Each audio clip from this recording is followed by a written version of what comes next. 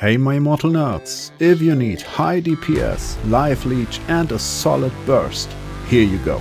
I'm sorry that I claimed the primary attack cleave is irrelevant for PvE due to the lack of movement speed, but you guys showed me that this is quite perfect for raids, Gauntlet and even challenge portals.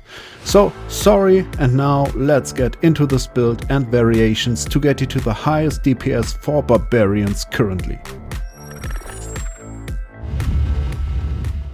So, first of all, that's what we are talking about. We have a build that spikes really good in the first 10 seconds and delivers a constant high damage output on the long run.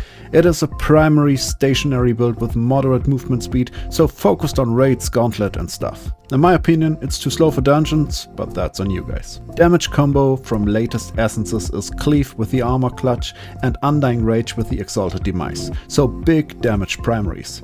It gets combined with an attack speed boost from the 4-piece Vithus and the primary helmet Sullen Vow, both stacking nicely and let that Cleave shine.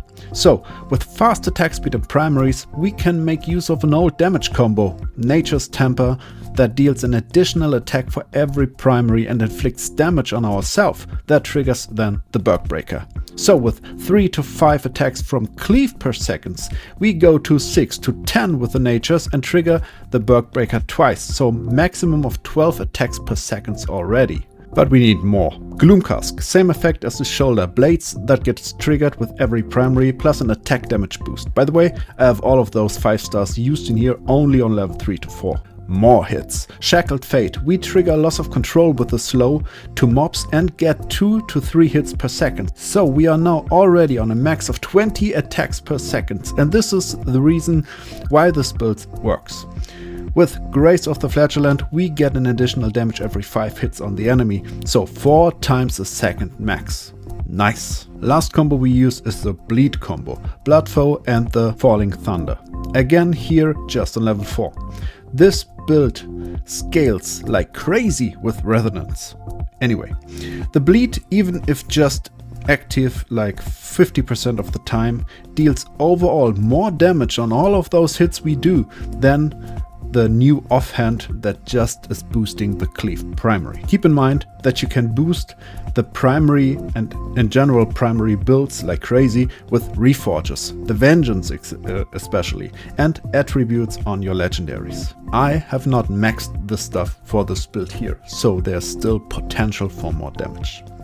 Boosting primaries further with the traits from pets is a nice idea as well, so keep a look on that. Don't forget the pets. Okay, build overview to give you an easy access to this. Skills, Wrath, Cleave, Chains, Undying.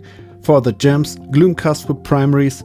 The Fervent, really nice because it has 100% uptime, not like 50% like the other gems. Bloodfoe for the Bleed combo. The Hunting is really nice. Coil for the damage increase, and you can put in Resonance in here, and of course the Roiling Consequence for crit damage. Then Paragon, we have the Slinger in here, and it's focused on damage, so every combination you have here, you can take this one, of course, that is focusing on boosting primary and crit damage. And the Searing Flame, because we have an additional dots, we get 3 to 4 hits when it's active, so it's a nice boost of our damage every 15 seconds. Essences, Sullen Vow for attack speed, the Undying Rage for damage boost, Nature Temper to trigger the Berg Breaker on every primary attack. We have the Armory Clutch for the Cleave damage and the Falling Thunder for the Bleed combo. The second main head is like that. Yes, you can put in the Rending Bite for if whatever reason Cleave is down, you can deal a Bleed here. For the sets, 4-piece Grace, 4-piece Vithus are a must. There are some crazy Resolve combinations as well with a different Demoralized combination, but this one is just dealing a bit more damage. I like this one more. For the attributes, of course, the AoE Wrath is really nice, and I would give you a 2 out of 4 Cleave cooldown reduction attribute. It helps you in the build. I have challenged this build with my wall builds, and to be honest, I get better results with this one on single targets. But the biggest benefit of this is the lifesteal, and this is why this build works very good in challenge portals as well with a small change. Switch the primary shoulder to the Silver Flash knock-up shoulders and you permanently pull and push enemies around and and don't get hit.